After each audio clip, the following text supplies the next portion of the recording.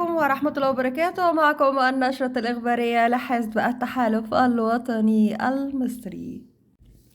مبادرة فرحة العمر من النائب محمد خالد القاضي. يسعدنا أن نعلن عن مبادرة فرحة العمر التي أطلقها النائب محمد خالد القاضي رئيس حزب التحالف الوطني المصري لدعم 100 عروسة من الأسر المصرية المحتاجة.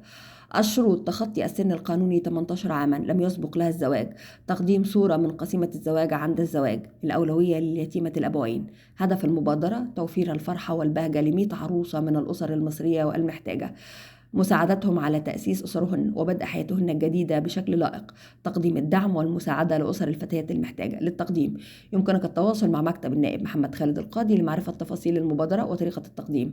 نؤمن بأهمية تقديم الدعم والمساعدة لأبناء الوطن، ونشجع كل من يمكنه المساهمة في نجاح هذه المبادرة. وإلى هنا تنتهي نشرتنا الإخبارية لحزب التحالف الوطني المصري.